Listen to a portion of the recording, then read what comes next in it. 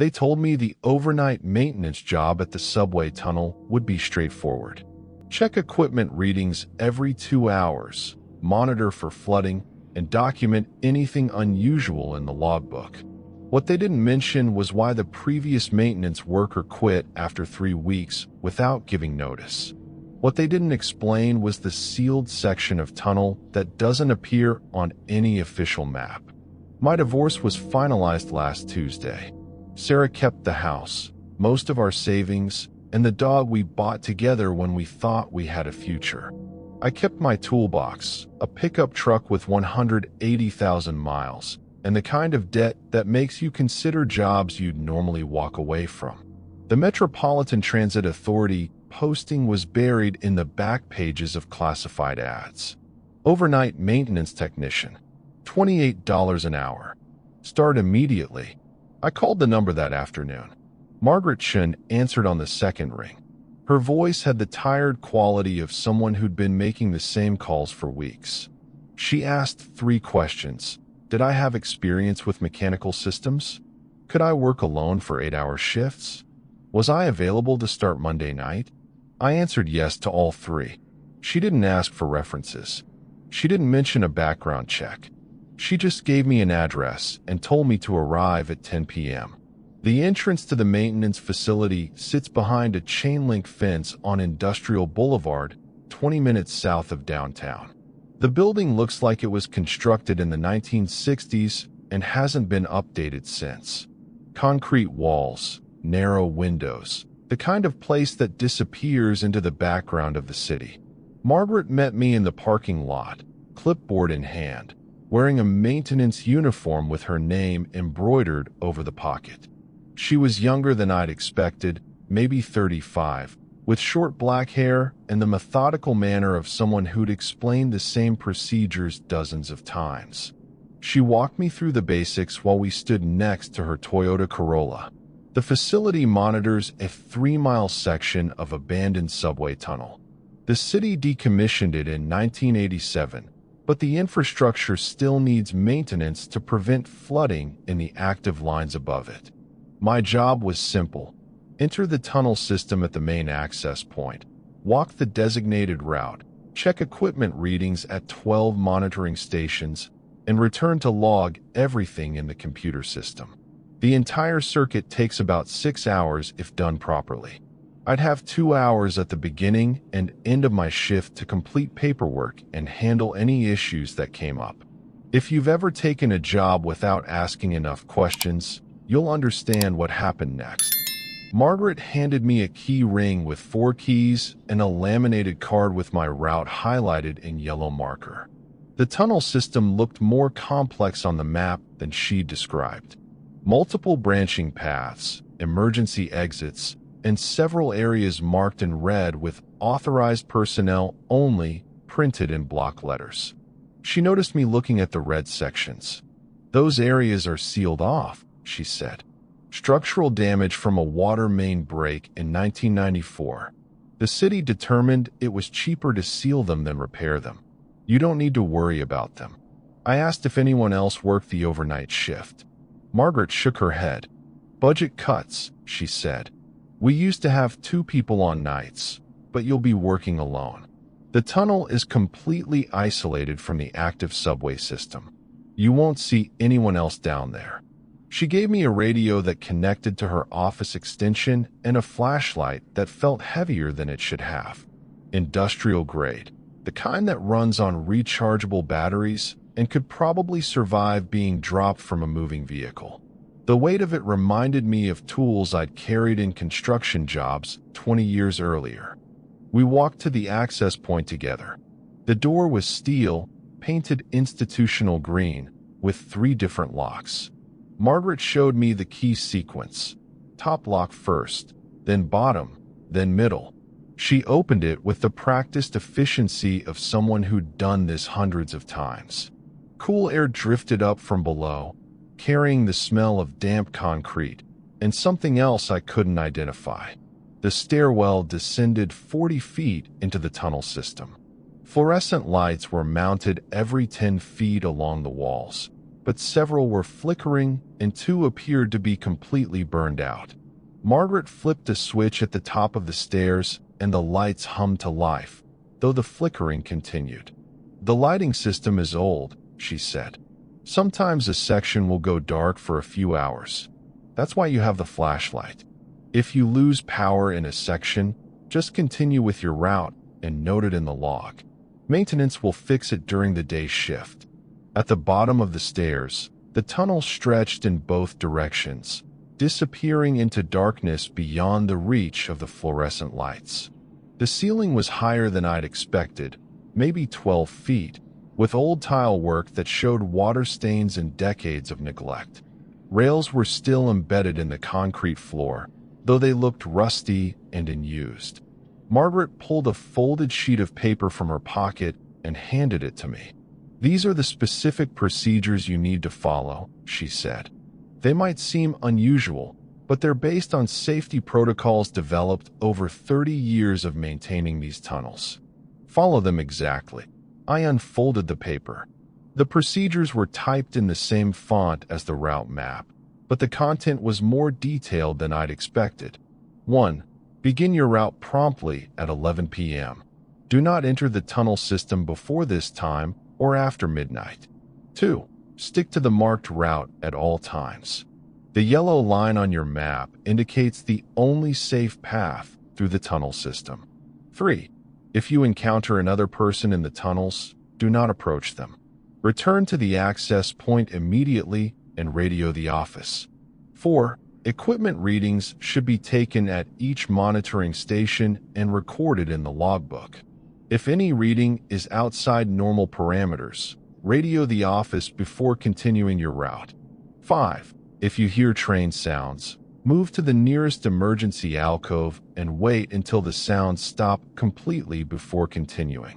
The tunnel has been closed for 36 years, but acoustic echoes from the active lines can be disorienting. 6. Do not attempt to access any area marked with red signage. These sections have been sealed for safety reasons. 7. If your radio stops working, complete your route as normal, but report the equipment failure when you return to the surface. 8. Always carry your flashlight, even in well-lit sections. Power outages can occur without warning. I read through the list twice. Most of it seemed reasonable, standard safety protocols for working in an isolated industrial environment. But something about the phrasing felt odd. The warning about encountering other people seemed particularly specific, like it was based on actual incidents rather than general precautions. Margaret watched me read. "Any questions?" she asked. I asked about the train sounds. She explained that the tunnel system runs parallel to several active subway lines, and about 15 feet below them, sound travels unpredictably through concrete and steel, especially at night, when ambient noise is lower. Workers had reported hearing train sounds that seemed to come from inside the abandoned tunnels, but it was always acoustic spillover from the active system above. She checked her watch. "It's 10:45, she said. "You should start your first route in 15 minutes. I'll be in the office until 6 a.m. if you need anything. Radio if you have problems, but try to complete the route on schedule. The computer system tracks timing, and delays get flagged for review." Margaret climbed the stairs, leaving me alone at the bottom of the access point. I used the 15 minutes to familiarize myself with the equipment. The radio had a simple design with 2 channels, one for office communication and one marked emergency only. The flashlight had 3 settings: low, high, and a strobe function that I hoped I'd never need to use. At exactly 11 p.m., I began walking the marked route. The tunnel stretched ahead of me, lit by fluorescent fixtures that created pools of light separated by areas of relative darkness. My footsteps echoed against the tile walls, and I could hear the faint hum of electrical systems somewhere in the distance. The first monitoring station was located about 200 yards from the access point. It consisted of a metal cabinet mounted on the tunnel wall with a digital display showing temperature, humidity, and water levels. I recorded the readings in the logbook Margaret had given me. Temperature 58 degrees, humidity 73%, water level normal. Everything within the parameters listed on the instruction sheet. As I continued down the tunnel, I began to understand why someone might quit this job after 3 weeks. The isolation was complete in a way I hadn't experienced before. No traffic sounds, no voices, no indication that the rest of the city existed. Just my footsteps, the hum of electrical systems, and the occasional drip of water from somewhere above. Have you ever worked alone in a place that felt completely cut off from the world? There's something about that isolation that changes how you hear every sound. The second monitoring station showed similar readings, but I noticed something that wasn't mentioned in my instructions. Behind the station, a section of tunnel wall had been bricked up with newer concrete. The surface was smooth, recently finished, and painted with red warning signs. Authorized personnel only, structural hazard. I checked my route map. This sealed section corresponded to one of the red areas Margaret had mentioned. Structural damage from the 1994 water main break. The brickwork looked professional, like it had been done by the city's construction crew rather than a quick emergency repair. I continued along the marked route, taking readings at each station and noting the locations of additional sealed sections. By the time I reached the 6th monitoring station, I'd counted 4 different areas that had been bricked up and marked with warning signs. All of them showed the same professional construction and fresh paint. The 6th station was located at what appeared to be a junction where 3 tunnels met. My route map showed that I should continue straight, but I could see that both side tunnels had been sealed off completely. Heavy steel doors had been installed where the passages branched off, and both doors were secured with multiple locks. I aimed my flashlight down the main tunnel ahead of me and saw something that made me stop walking. About 50 feet further along the route, the fluorescent lights appeared to be malfunctioning. Not just flickering, but cycling on and off in a pattern that seemed too regular to be random electrical problems. I approached the area slowly, keeping my flashlight beam trained ahead of me. The lights were cycling in a sequence. 3 lights on the left side of the tunnel would illuminate for about 10 seconds, then turn off while 3 lights on the right side came on for the same duration. The pattern repeated consistently, creating a back-and-forth effect that was disorienting to watch. The 7th monitoring station was located directly in the middle of this section. Taking the readings required standing in the cycling light pattern for several minutes while I operated the equipment.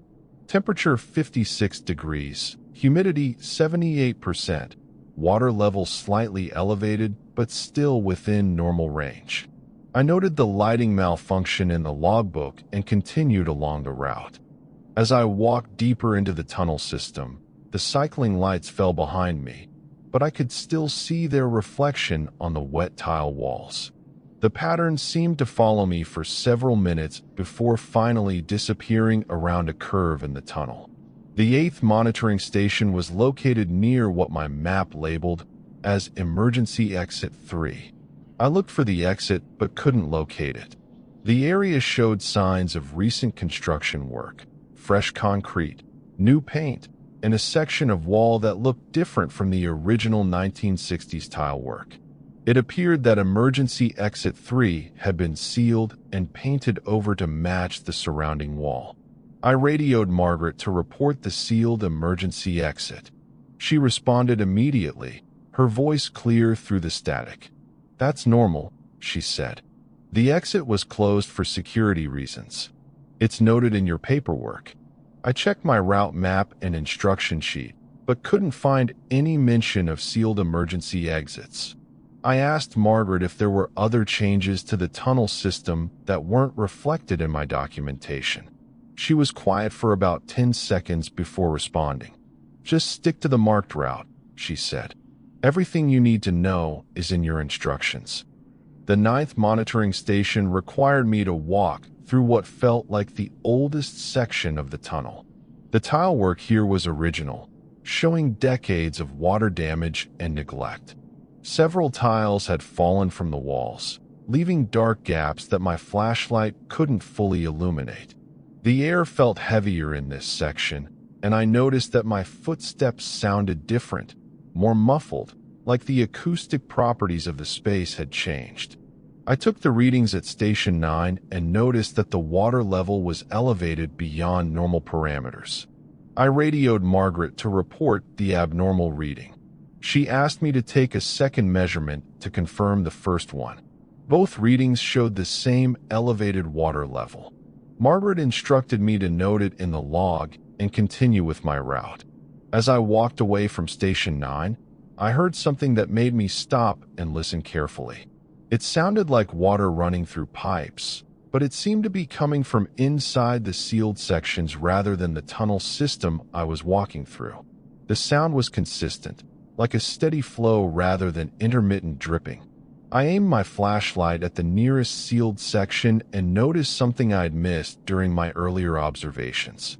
The concrete sealing these areas wasn't just painted red. It had warning signs that were more specific than I'd initially realized. Instead of generic, authorized personnel only signs, they read, authorized personnel only, active monitoring zone.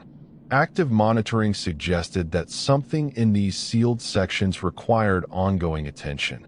That seemed inconsistent with Margaret's explanation about structural damage from a 29-year-old water main break. The 10th monitoring station was located at the far end of my route, where the tunnel began to curve back toward the access point. This section felt different from the areas I'd walked through earlier. The air was noticeably cooler, and I could hear sounds that seemed to come from somewhere beyond the tunnel walls.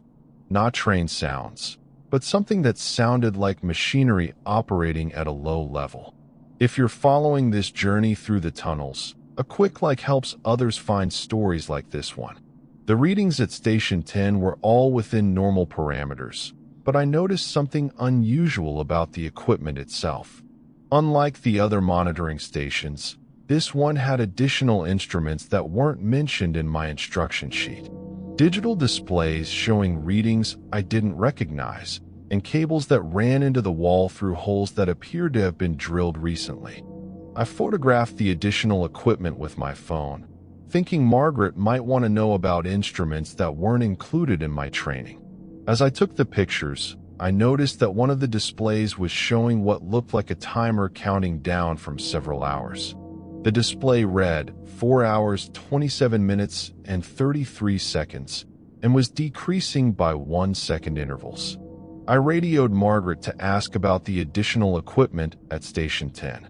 There was a longer pause than usual before she responded. "That's new monitoring equipment," she said. "It was installed last week. You don't need to record readings from those instruments. Just focus on the standard equipment." I asked what the countdown timer was monitoring. Margaret's response was brief. "It's not relevant to your duties. Please continue with your route." The return portion of my route took me through the same tunnel sections, but approaching them from the opposite direction revealed details I'd missed on my first pass. The sealed sections were more extensive than they'd appeared initially. What I'd assumed were individual blocked passages were actually a connected system of sealed areas that ran parallel to the main tunnel. At Station 11, I encountered my first significant equipment malfunction. The monitoring station's main display was dark, and none of the normal readings were available. I followed the procedure for equipment failures. I noted the problem in the logbook, attempted to restart the system using the reset button, and radioed Margaret when the restart didn't work. Margaret asked me to check the power connections behind the monitoring station. I found a panel that opened with one of the keys on my ring and discovered something that wasn't mentioned in my training. The monitoring station was connected to power cables that ran through the wall into what appeared to be one of the sealed sections. I described the power connection to Margaret over the radio. She instructed me to close the panel and continue with my route without attempting any repairs. When I asked why the power supply ran into a sealed area, she said that some infrastructure was shared between the main tunnel and the sealed sections for maintenance purposes. The 12th and final monitoring station was located about 100 yards from the access point where I'd started my route. By the time I reached it, I'd been walking for nearly 5 hours, and the isolation was beginning to affect my perception of time and space. Sounds seemed amplified, and I found myself stopping frequently to listen for things that might have been my imagination.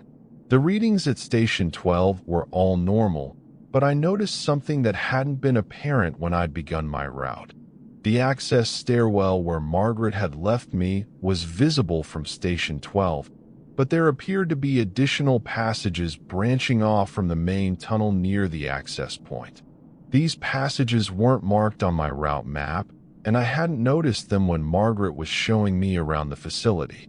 I completed my equipment readings and began walking toward the access stairwell.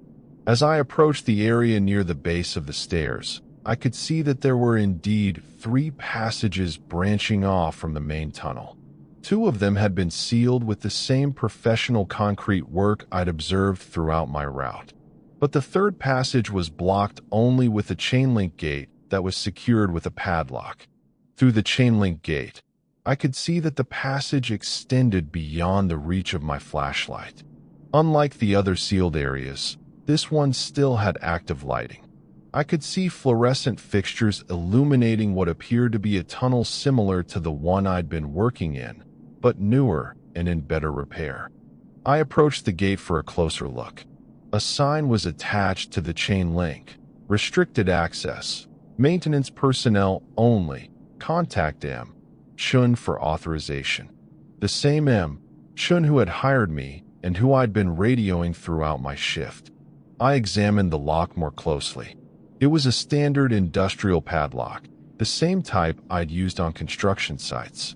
One of the keys on my ring looked like it might fit. I tried it, and the lock opened. Immediately, the weight of the decision settled in my stomach as I pushed the gate open just wide enough to step through. The passage beyond the gate was completely different from the tunnel system I'd spent the night walking through. The walls were lined with white tiles that looked recently installed, and the fluorescent lighting was bright and consistent.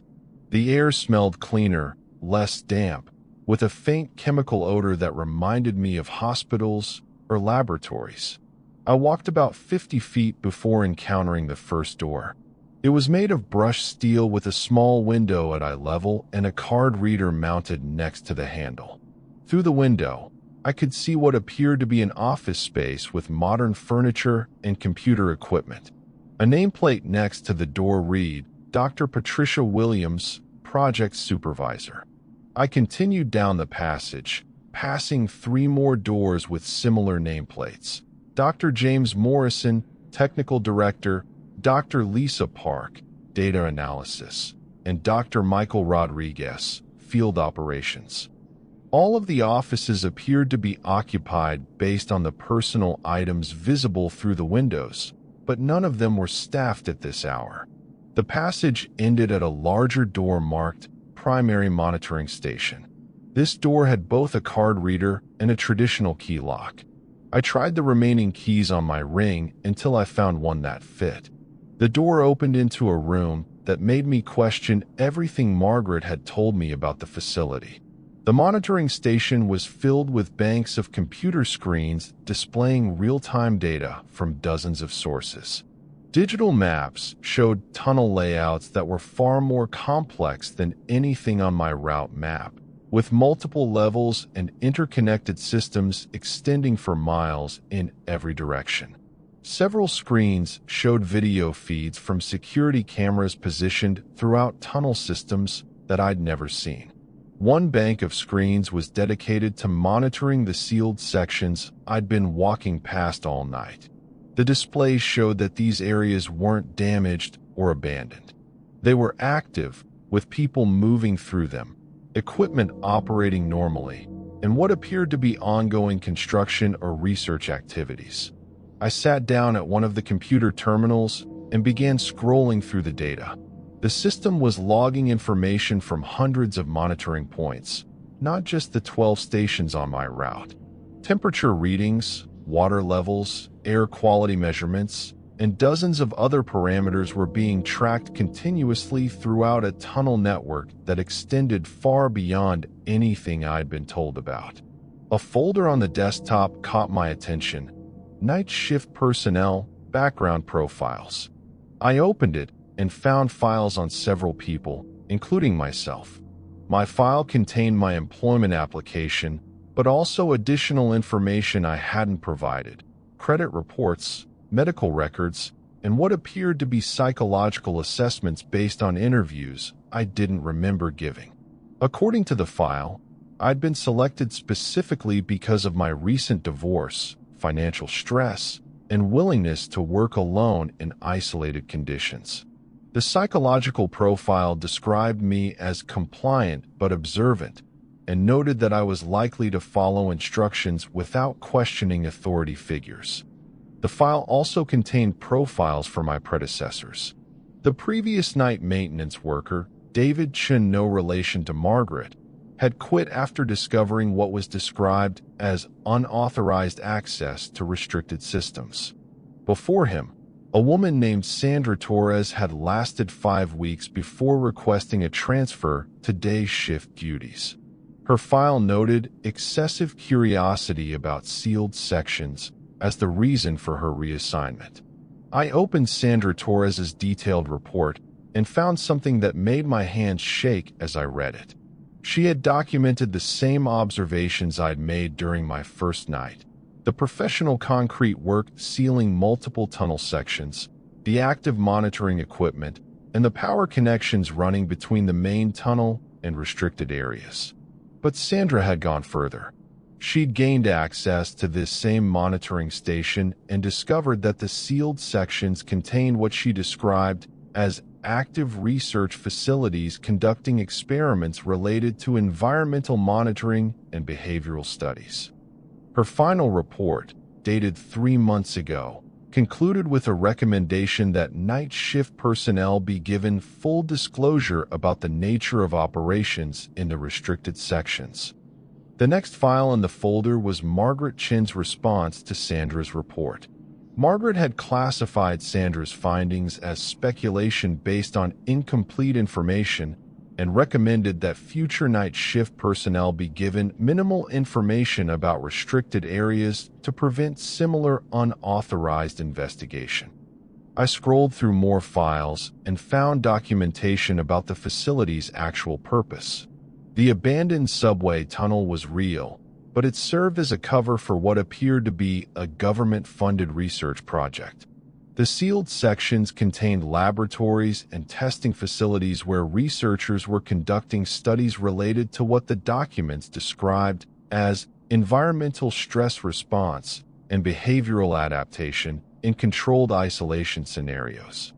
If you're drawn to stories about hidden facilities and undisclosed research, subscribing helps me share more investigations like this one. According to the project documentation, the night maintenance position was part of the research itself. Workers were being observed and studied to understand how people respond to isolation, unusual instructions, and gradual exposure to anomalous information. The monitoring stations on my route weren't just collecting environmental data. They were tracking my movements, timing, and behavioral responses throughout my shift. I found video files labeled with my name and the current date. The footage showed me walking through the tunnel system, recorded by security cameras I hadn't noticed. The videos were annotated with timestamps and notes about my reactions to various stimuli: how long I paused at sealed sections, my response to equipment malfunctions, and my compliance with the procedural instructions. One annotation noted that I had demonstrated expected curiosity about restricted areas while maintaining adherence to basic safety protocols. Another comment described my radio communications with Margaret as appropriately deferential with minimal challenge to authority. I opened a file labeled Current Phase Implementation and discovered that my employment was part of a long-term study tracking how civilian personnel respond to gradually increasing exposure to classified operations. The plan outlined a 6-month progression where night shift workers would be given increasing access to restricted information while researchers monitored their psychological and behavioral adaptation. According to the timeline, I was currently in Phase 1, Baseline Behavioral Assessment. Phase 2, scheduled to begin after 2 weeks of employment, would involve controlled exposure to anomalous stimuli. Phase 3 was listed as direct integration with research operations, but the specific details were classified above my access level. I scrolled through historical data and found records going back 15 years. Dozens of people had held the night maintenance position, most lasting between 3 weeks and 4 months before being transferred, terminated, or in some cases, promoted to full research positions within the facility. The most recent entries showed that several former night shift workers had been offered permanent positions with the research team after successfully completing the 6-month study protocol. They were now working in the restricted sections as research assistants, technical support staff, or security personnel. I found Margaret Chen's personnel file and discovered that she had started in the same position I now held. 7 years ago, she had been hired as a night maintenance worker following her own divorce and period of unemployment. She had completed the full study protocol and been promoted to her current role as personnel coordinator and shift supervisor. Her file contained detailed notes about her progression through the phases of the study. During Phase 2, she had been exposed to controlled anomalous audio phenomena and staged unusual equipment behavior. Phase 3 had involved direct contact with research personnel and gradual integration into facility operations. A subsection of Margaret's file described her current responsibilities, which included recruiting and managing night shift personnel for ongoing behavioral studies. Her job was to identify suitable candidates, guide them through the study phases, and evaluate their potential for permanent integration into the research team. I realized that Margaret's behavior during my hiring and first shift made more sense in this context. Her quick acceptance of my application, the minimal background checks, and her specific responses to my radio calls were all part of a carefully managed process designed to study my reactions while gradually introducing me to the facility's true nature. I opened another folder labeled Audio Monitoring Transcripts and found recordings of every radio conversation I'd had with Margaret during my shift. The transcripts included not just our dialogue, but detailed analysis of my speech patterns, stress indicators, and what researchers described as compliance markers in my responses. According to the analysis, I had demonstrated above-average curiosity about restricted areas, but also strong adherence to authority figures and procedural instructions. The researchers noted that I was likely to be a good candidate for Phase 2 of the study, which was scheduled to begin during my 3rd week of employment. The transcripts also revealed that Margaret's responses to my questions had been carefully scripted. When I'd asked about the sealed emergency exit, the additional equipment at Monitoring Station 10, and the power connections running into restricted areas, her answers had been selected from a prepared response matrix designed to provide minimal information while maintaining my compliance. I found a real-time monitoring display that showed Margaret was currently in her office, aware that I had accessed the restricted passage. A timestamp indicated that she had received an automated alert when I'd opened the gate with my key. Another display showed that she was reviewing my personnel file and preparing what appeared to be a Phase 2 briefing document. I realized that my discovery of the monitoring station wasn't accidental. The key that opened the gate had been deliberately included on my ring. My access to the computer system had been enabled in advance. Everything I was learning was part of the study protocol, carefully timed to occur during my first shift when my curiosity would be highest and my skepticism about the facility would be most acute. A message window opened on one of the computer screens. It was from Margaret. "I see you've found the monitoring station. Please remain where you are. I'll be down in a few minutes to explain the next phase of your orientation." I sat back in the chair and tried to process what I'd discovered.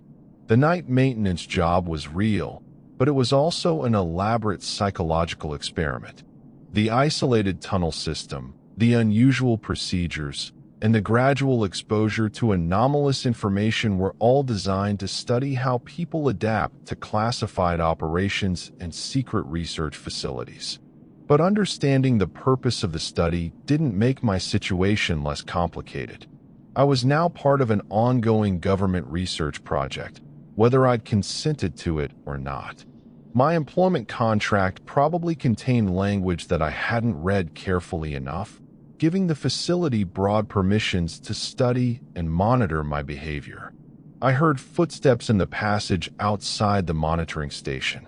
Margaret appeared at the door, no longer wearing her maintenance uniform. Instead, she was dressed in business attire and carrying a folder that appeared to contain official documents. "I apologize for the deception," she said as she entered the room. "But the study protocol requires that initial employment occur under standard circumstances. If candidates knew about the research component from the beginning, it would compromise the validity of the behavioral data." She sat down across from me and opened her folder. "You've been here for 6 hours and have demonstrated exactly the kind of curiosity and problem-solving ability we're looking for. The question now is whether you're interested in learning about the actual work we do here. What would you do in this situation? Would you stay to learn more, or would you walk away? I'd love to hear your thoughts."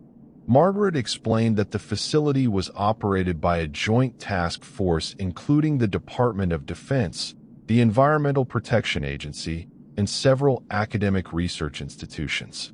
The tunnel system was being used to study how civilian populations might adapt to living and working in underground environments during long-term emergency scenarios. The research had practical applications for disaster preparedness, space exploration, and what Margaret described as continuity of government operations during extended crisis situations. The behavioral studies were designed to identify personality types and training methods that would be most effective for managing civilian personnel in isolated, high-stress environments. "The night maintenance position is the entry point," Margaret said. "We need people who can work alone, follow complex procedures, and adapt to unusual circumstances without becoming destabilized. But we also need people who are curious enough to engage with information that challenges their assumptions about reality." She showed me the folder she'd brought, which contained a detailed explanation of the research project and an offer for permanent employment as a research assistant. The position would involve working in the restricted sections of the facility, participating in ongoing studies, and helping to train future night shift personnel. The salary was significantly higher than the maintenance job, and the benefits package included health insurance, education assistance, and what appeared to be security clearances that would provide access to other government research facilities. But accepting the position would also require signing additional confidentiality agreements and submitting to ongoing psychological evaluations. "You have 2 options," Margaret said. "You can complete your current shift, receive payment for tonight's work, and never return. We'll provide positive employment references, and you'll be free to find other work. The confidentiality agreement you signed covers everything you've learned here, but otherwise, you can walk away." She paused and looked at me directly. "Or you can stay and become part of the research. It's not an easy job, and it requires a level of mental flexibility that not everyone possesses." but it's meaningful work that contributes to understanding how humans adapt to extreme environments and stressful circumstances. I asked about the other people who had worked the night maintenance position. Margaret explained that about 30% chose to leave after their first exposure to the research facility. Another 30% completed the 6-month study protocol, but chose not to accept permanent positions. The remaining 40%, like herself, had integrated into the research team and were still working at the facility. The people who stay tend to be individuals who are looking for something more meaningful than traditional employment, she said. People who are comfortable with ambiguity, curious about human behavior, and interested in contributing to research that might have long-term benefits for society. I asked if I could see more of the restricted sections before making a decision. Margaret nodded and led me back through the passage to a different door that I hadn't noticed during my initial exploration. This one opened into what appeared to be a research laboratory with equipment I didn't recognize and several people working at computer terminals despite the late hour. Dr. Patricia Williams, whose nameplate I'd seen earlier, introduced herself and explained that the lab was conducting studies related to stress response and decision-making under isolated conditions. The research involved monitoring physiological and psychological markers in volunteers who lived and worked in the tunnel system for extended periods. We're trying to understand how people maintain mental stability and effective decision-making when they're cut off from normal social connections and environmental cues, Dr. Williams said. The applications are broader than you might expect. Space missions, disaster response, military operations, and even understanding how remote workers adapt to long-term isolation. She showed me data from current studies involving volunteers who had been living in different sections of the tunnel system for periods ranging from 3 weeks to 6 months.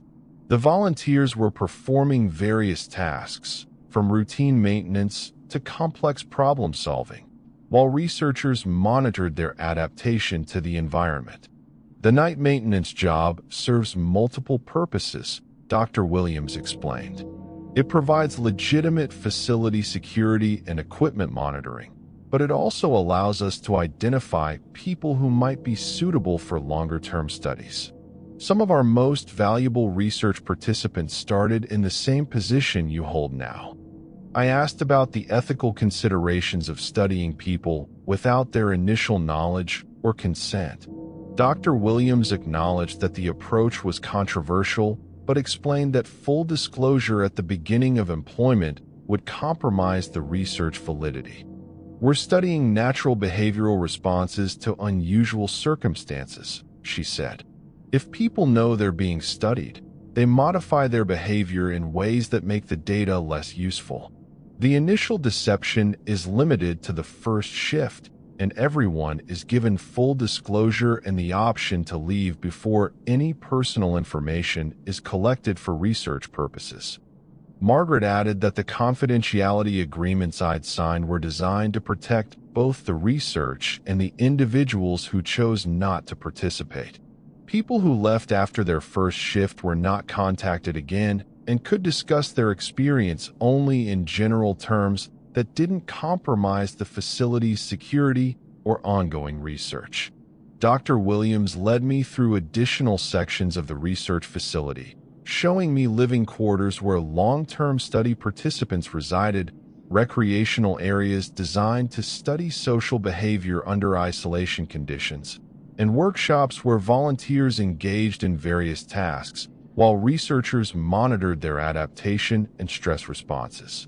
The scope of the operation was far larger than I'd imagined. The tunnel system extended for miles in every direction, with multiple levels and specialized areas for different types of research. Some sections simulated space station environments, others replicated disaster scenarios, and several areas were designed to test how people adapt to living underground for extended periods. The goal is to understand human adaptability, Dr. Williams said. Climate change, resource depletion, and technological changes are going to require new ways of living and working. We need to understand how to help people adapt to environments and circumstances that are very different from what previous generations experienced. Hit that notification bell if you want to know how stories like this unfold. There are more facilities like this one. I spent the remaining 2 hours of my shift touring the research facility with Margaret and Dr. Williams. The experience was overwhelming in a way that I hadn't expected. The combination of discovering that my employment was part of a psychological study, learning about the scope of the research being conducted, and being offered a permanent position in the facility created a decision-making situation unlike anything I'd encountered before. By 6 a.m., when my shift was scheduled to end, I had gained access to information that fundamentally changed my understanding of the job I'd accepted and the facility where I was working. But I also understood that I was now part of the study whether I chose to continue or not. My responses to the revelations, my decision-making process, and my ultimate choice about future employment were all being monitored and analyzed. Margaret walked me back to the main access point as the sun was beginning to rise above ground. The contrast between the underground research facility and the ordinary industrial building where I'd started my shift felt surreal. Nothing about the surface facility suggested the complex operations being conducted below ground. "You don't need to make a decision today," Margaret said as we reached the parking lot. "Take the weekend to think about what you've learned. If you decide to continue, report for your next shift Monday night. If you choose to leave, call the office before Monday evening and we'll process your final payment." She handed me an additional document that outlined the terms of the research assistant position in detail. The salary was nearly double what I'd been making in my previous job, but the responsibilities were correspondingly complex. I would be working directly with research teams, participating in studies as both an observer and subject, and helping to manage other personnel who were going through the same orientation process I'd just experienced. I drove home as the city was waking up around me, trying to process the events of the night and the decision I now faced. The financial benefits of accepting the research position were significant, especially given my current circumstances.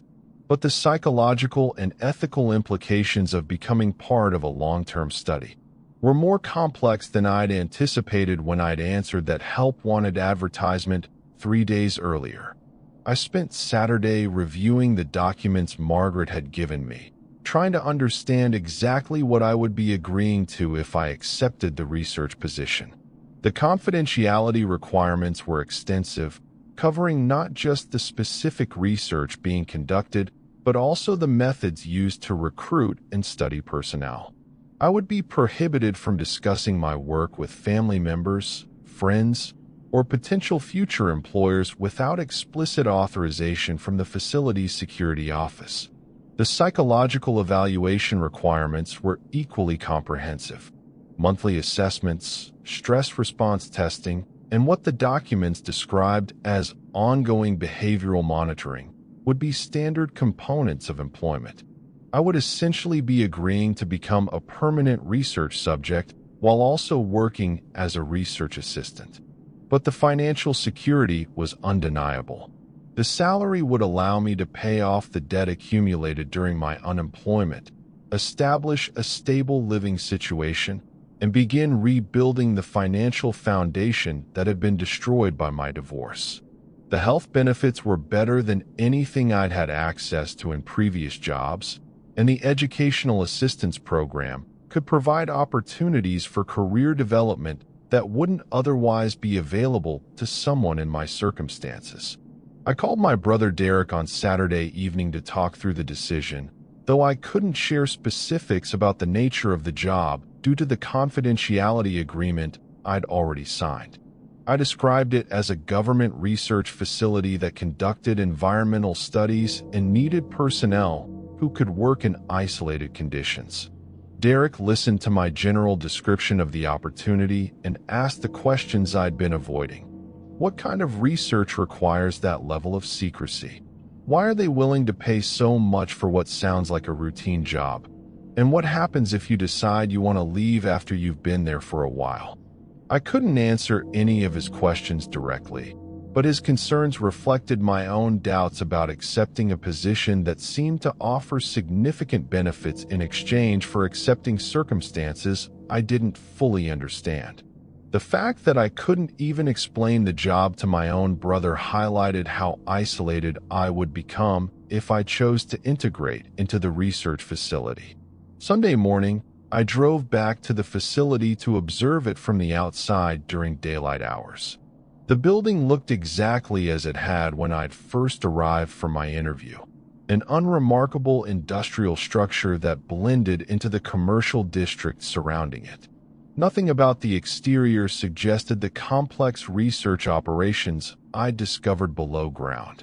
I watched the building for about an hour, noting the people who entered and left through the main entrance. Most appeared to be typical office workers, people in business attire carrying briefcases or laptop bags, arriving for what looked like standard weekday employment. But several individuals wore clothing that suggested they might be researchers or technical staff, casual attire, identification badges, and the kind of focused demeanor I'd observed in academic or scientific environments. A few people emerged from what appeared to be a secondary entrance I hadn't noticed during my previous visits. These individuals were dressed in work clothes similar to what I'd worn for my night shift, and they had the tired appearance of people finishing overnight work. I realized I was observing the day shift maintenance staff, people who probably had no knowledge of the research operations I discovered. The realization that the facility maintained separate operational layers, legitimate maintenance work conducted by personnel who weren't part of the research studies, and classified research conducted by people who knew the facility's true purpose, made me understand how sophisticated the operation actually was. My night shift position existed at the intersection of these two worlds, providing real security and maintenance functions while also serving as a recruitment and evaluation system for the research programs. I spent Sunday afternoon researching the agencies Margaret had mentioned, the Department of Defense, the Environmental Protection Agency, and various academic institutions. I found references to joint research programs related to disaster preparedness and emergency response, but nothing that specifically mentioned underground facility studies or behavioral research related to isolation conditions. The absence of publicly available information about the research wasn't necessarily suspicious, since many government studies are classified or restricted from public access. But it did emphasize how completely I would be entering an unknown professional environment if I chose to accept the research position. By Sunday evening, I had reached a decision that surprised me. Despite the uncertainties and ethical concerns, I was going to accept the research assistant position. The financial stability was important, but I was also genuinely curious about the work being conducted at the facility. The studies related to human adaptation and stress response seemed like they could contribute to understanding problems that affect many people, not just those working in extreme environments. I also recognized that my current life circumstances, recent divorce, unemployment, financial stress, and social isolation had already placed me in a situation where I had few alternatives and little to lose by accepting an unconventional opportunity.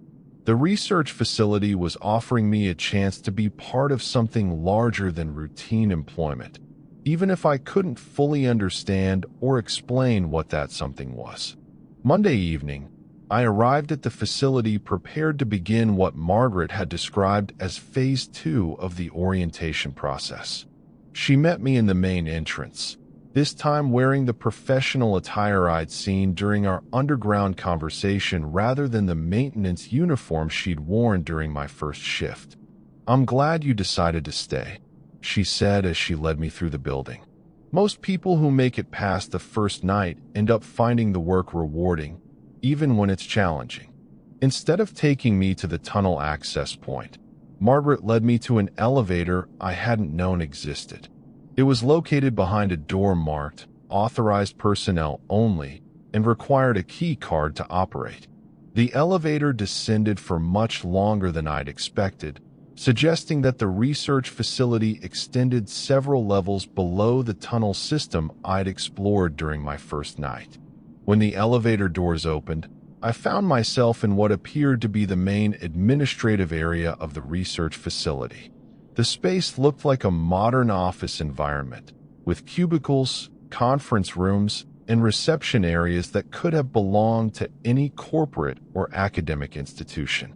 The only unusual elements were the complete absence of windows and the fact that all of the people I observed were wearing identification badges with security clearance indicators.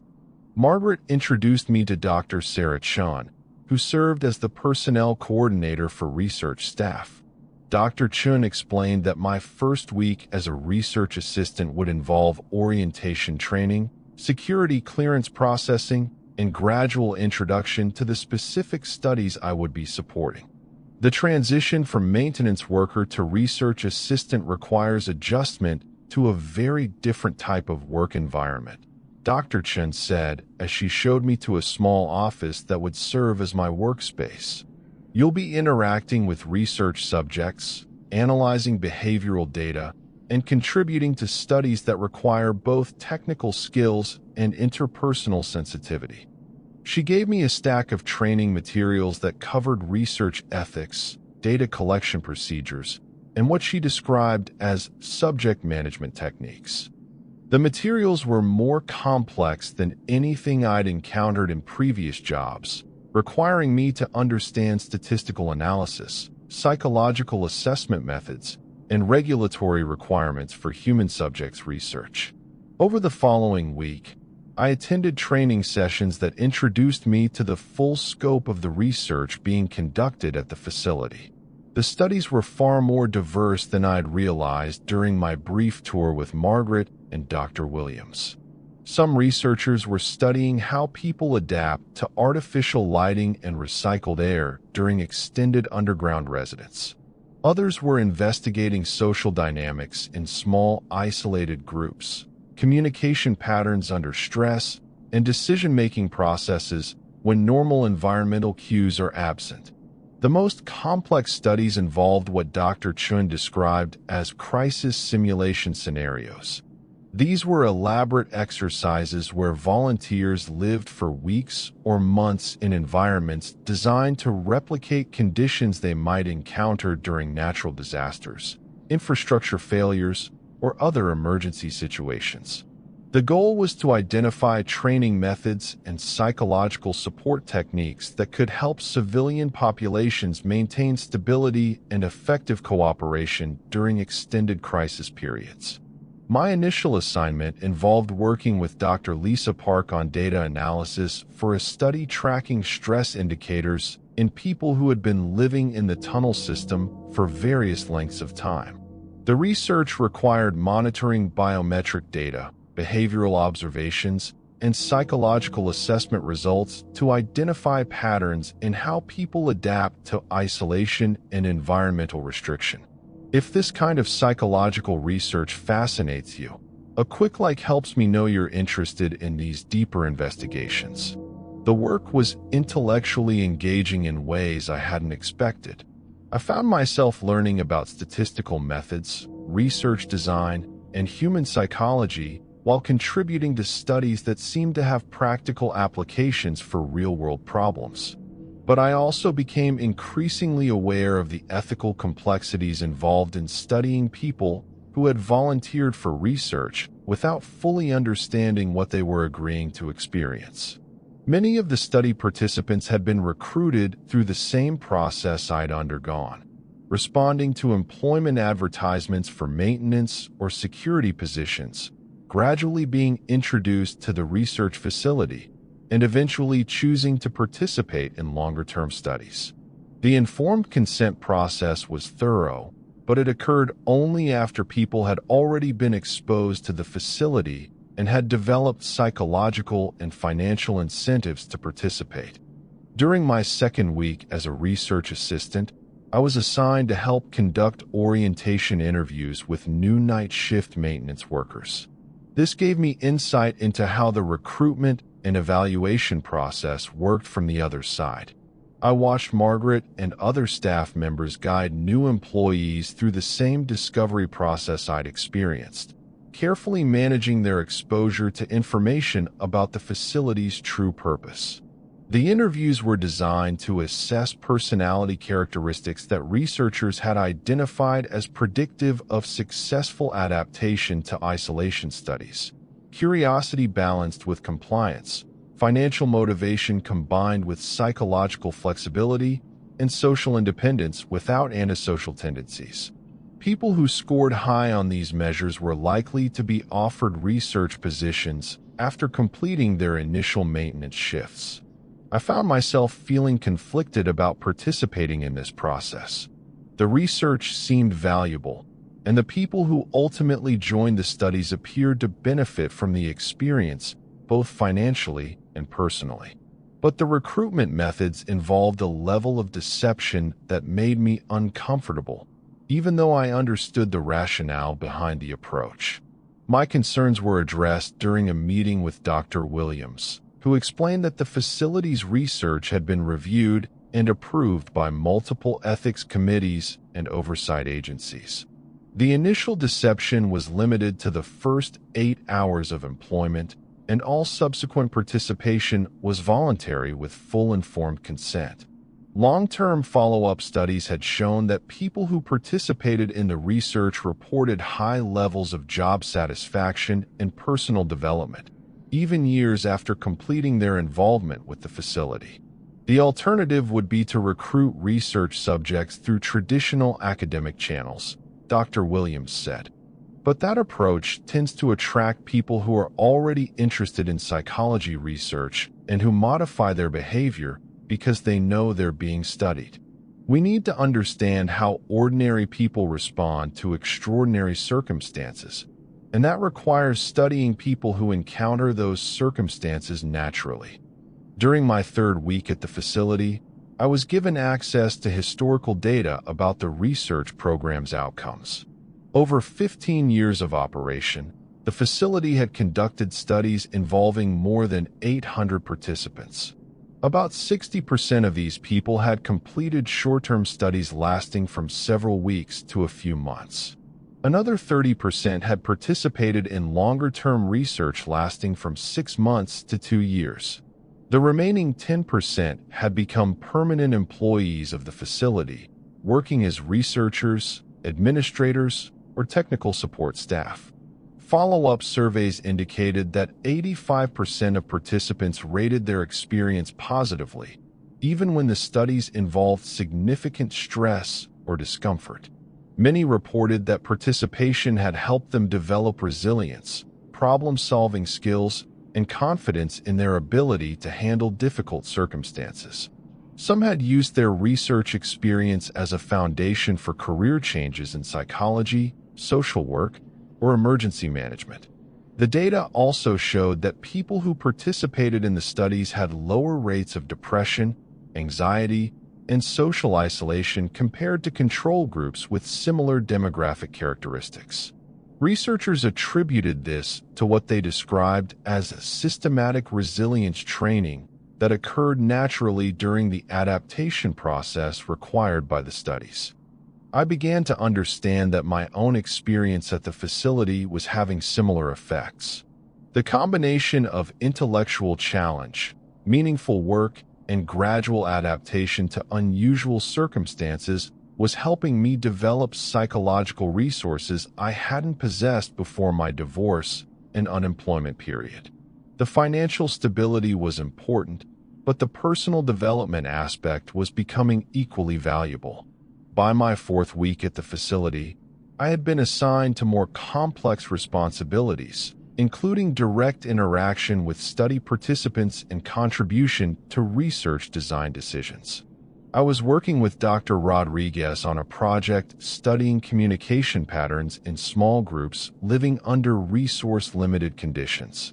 The work required me to analyze video recordings of group meetings, identify behavioral patterns that predicted cooperation or conflict, and contribute to recommendations for training programs designed to improve group dynamics during crisis situations.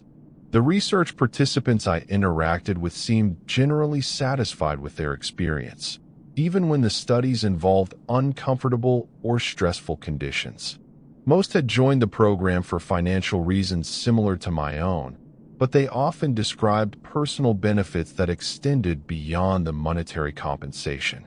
Many reported feeling more confident about their ability to handle uncertainty, more skilled at working with diverse groups of people, and more aware of their own psychological strengths and limitations.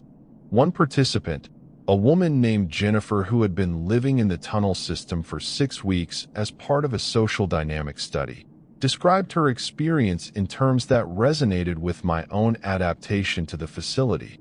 I thought I was just taking a job that paid well and offered interesting working conditions, but it's turned into something more like personal development training. I've learned things about myself and other people that I never would have discovered in a normal job. During my 5th week, I was invited to attend a research conference where facility staff presented findings to colleagues from other institutions conducting similar studies.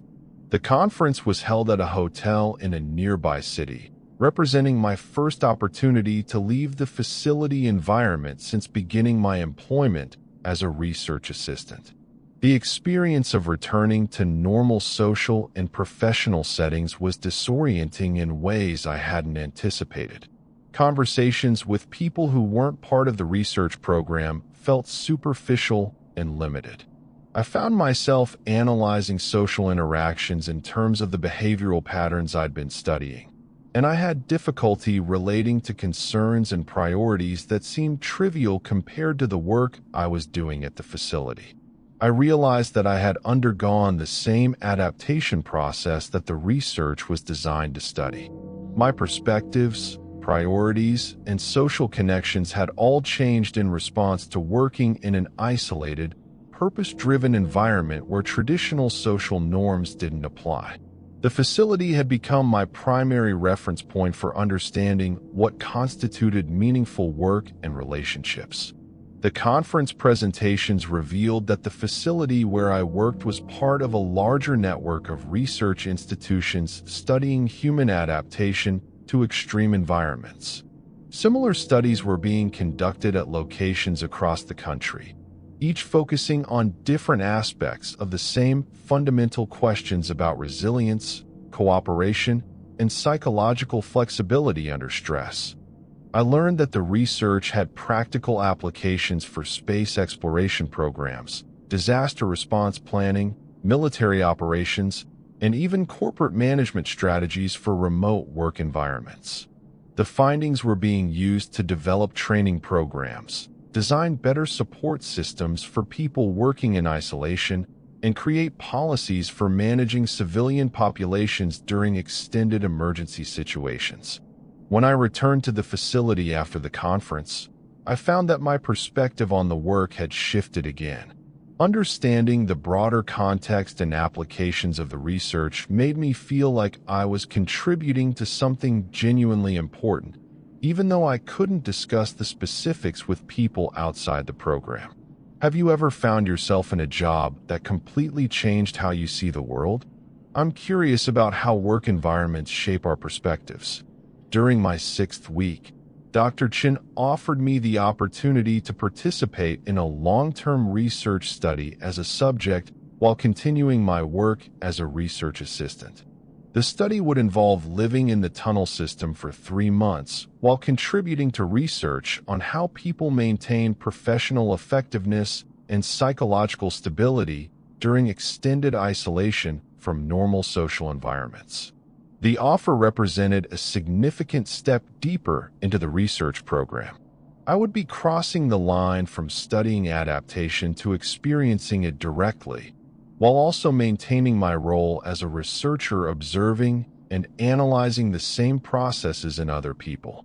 The dual perspective would provide unique insights into the research, but it would also represent a more complete commitment to the facility and its mission. I accepted the offer, recognizing that my decision was based on factors that had evolved considerably since my first night shift 6 weeks earlier.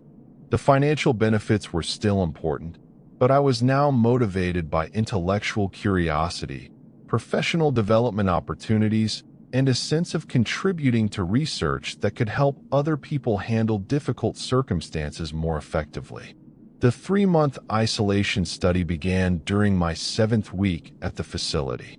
I moved into living quarters in the tunnel system, maintaining my research responsibilities while also experiencing the same conditions I'd been studying in other participants.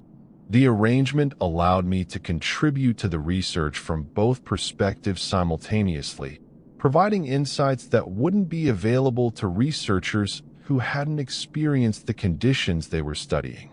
Living underground for extended periods required adjustments I hadn't fully anticipated.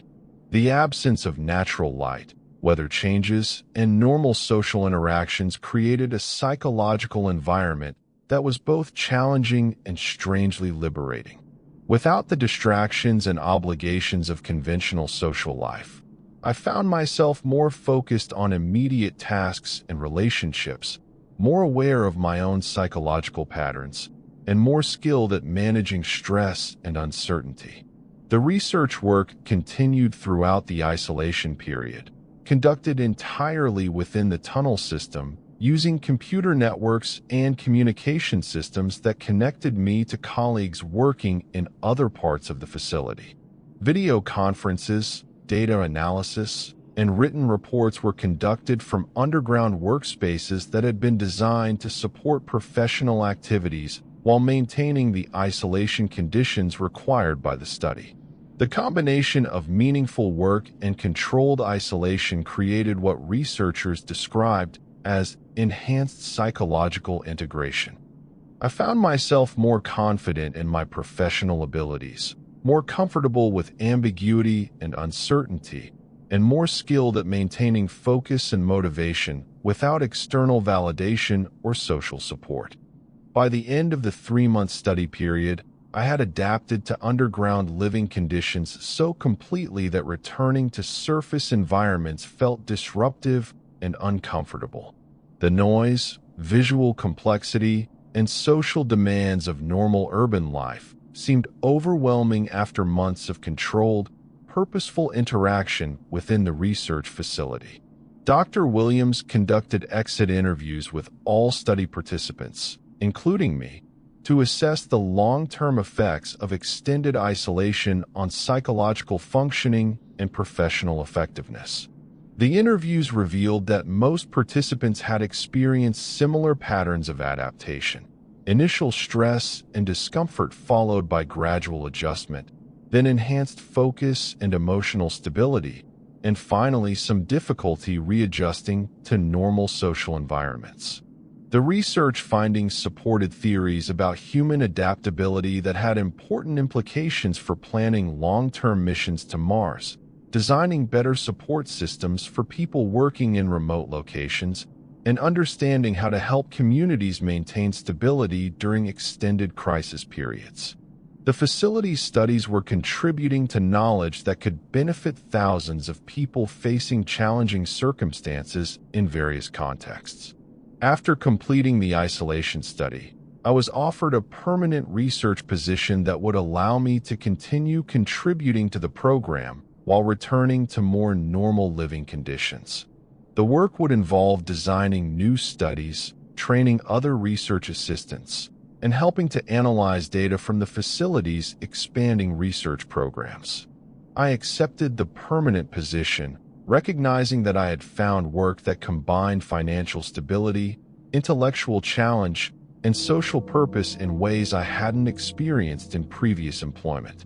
The decision represented a complete departure from the career path I'd been following before my divorce and unemployment, but it also represented a choice to build a new kind of life based on different priorities and values than I'd held before. Margaret stopped by my office yesterday to check how I was adjusting to the permanent position. She mentioned that 3 new night shift maintenance workers had started this week, and that I'd be helping with their orientation interviews next month. I agreed, knowing that I'd be guiding other people through the same discovery process I'd experienced 9 months ago. The divorce papers are filed away in a folder I haven't opened since I moved into my new apartment. The financial stress that drove me to answer that classified ad has been replaced by the kind of stability I'd never expected to find. But when I check my reflection in the bathroom mirror each morning, I'm not entirely sure I recognize the person looking back at me.